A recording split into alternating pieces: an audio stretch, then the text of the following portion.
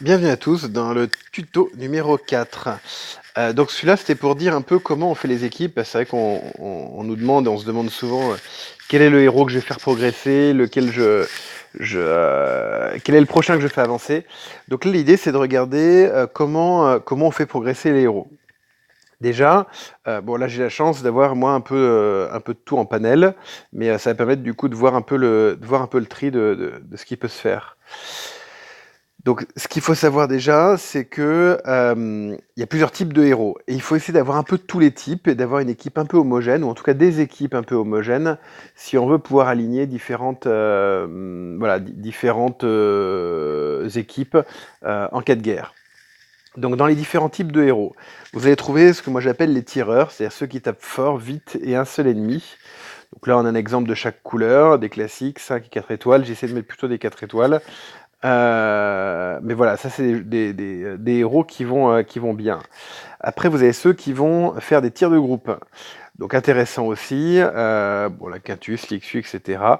Ça aussi sont des héros intéressants. Ensuite, vous avez ceux qui vont booster vos équipes, c'est-à-dire ceux dont l'aspect va vous améliorer vos héros. Donc la Victor, par exemple, qui augmente la défense, Wukong, qui est un incontournable, qui augmente l'attaque, même s'il rend un peu myope. Aegir, qui, pareil, répartit les dégâts, un peu comme Gunnar en 3 étoiles ou comme Wilbur en 4 étoiles. Tarlac qui est juste parfait, et puis Kegan qui pareil augmente aussi les défenses, l'attaque peut-être je crois, mais voilà. Ensuite, ça c'est ceux qui augmentent les attaques. Ensuite vous avez ceux qui attaquent l'adversaire et qui lui diminuent du coup ses forces.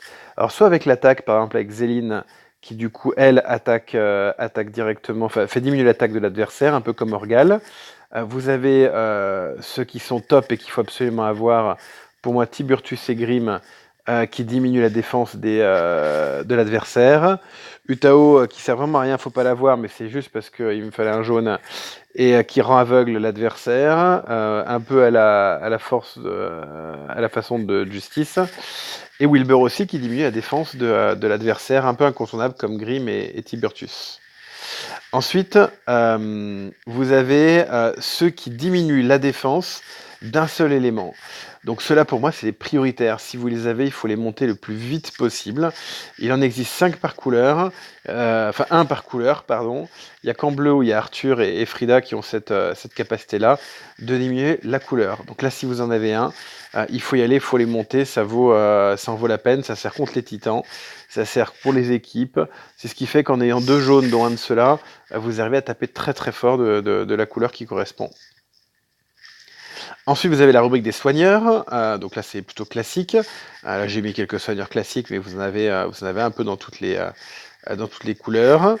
Après, vous avez ceux qui ont la capacité d'annuler toutes les améliorations de l'adversaire, ou alors d'annuler tous vos malus. Voilà, soit tous les bonus de l'adversaire, soit tous les malus. Ceux-là, ils sont relativement précieux, surtout quand vous tombez contre des Guenièvre, des Arès, des Evelyne, tous des gens qui soit vous mettent en fragilité, soit à l'inverse, renforcent leurs équipes. Donc ça, moi j'essaie de toujours veiller à en avoir un dans mon équipe, notamment quelqu'un qui puisse annuler les bonus adverses. Donc là, vous en avez 3 qui annulent les bonus adverses. Ceux qui annulent les malus. Vous avez Zim, vous avez Rigard aussi qui annule les malus de l'équipe. Après, vous avez ceux qui stoppent la mana. Donc ceux-là aussi, ils sont précieux, ils sont assez rares. Il n'y en a pas 10 000, mais il y en a de plus en plus qui jouent là-dessus. Donc soit qui stoppent, soit qui retardent la mana. Bon, le problème, c'est qu'ils sont pour la plupart jaunes. Hein. C'est Leonidas, Chao, Gretel, comme vous avez là, Lixu, etc. Mais vous en avez quand même quelques-uns, comme Proté, comme Elle, qui est un peu plus chaude à avoir, comme Peters ou Ansel, etc. Ceux-là aussi sont très très précieux. Voilà, et ce qu'il faut se dire, donc une fois qu'on connaît ces catégories, comment on essaie de se constituer une équipe? Pour moi, il faut commencer en essayant de se constituer déjà une équipe avec chaque couleur, même si on n'utilise pas l'équipe en tant que Rainbow en tant que telle, essayer de se constituer un peu de tout. Donc là, c'est une équipe type de 4 étoiles dans laquelle j'ai mis 2 soigneurs, donc j'ai soigneur Sabina, et qui va permettre du coup d'annuler les bonus adverses. J'ai Grimm qui va attaquer les défenses. J'ai Gretel qui est une tireur qui tire et qui en plus bloque la mana. J'ai Kaedmon qui tire et qui lui annule l'adversaire aussi, les malus de l'adversaire.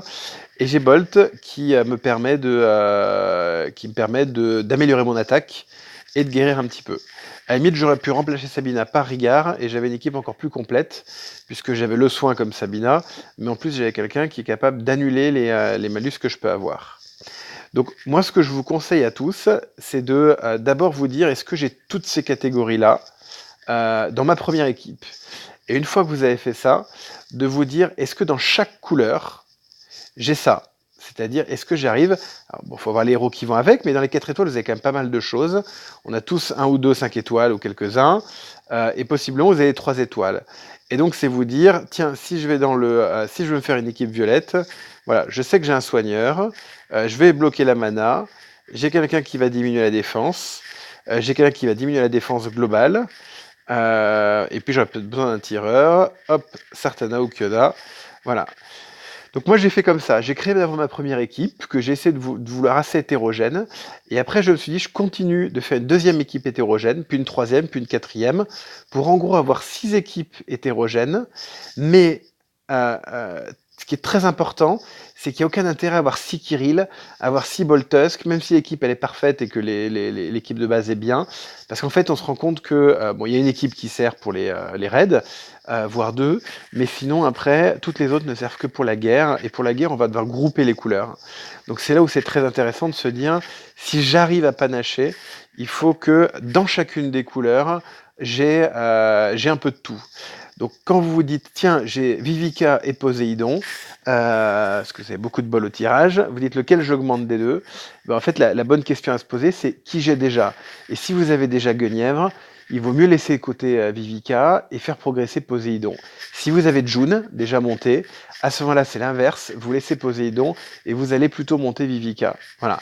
Et c'est ce qui va vous permettre, au fur et à mesure de faire grandir l'équipe 2, l'équipe 3, l'équipe 4, l'équipe 5, d'avoir du coup un panel de héros complet et du coup de pouvoir affronter un maximum de situations en guerre. Voilà, à bientôt pour d'autres conseils.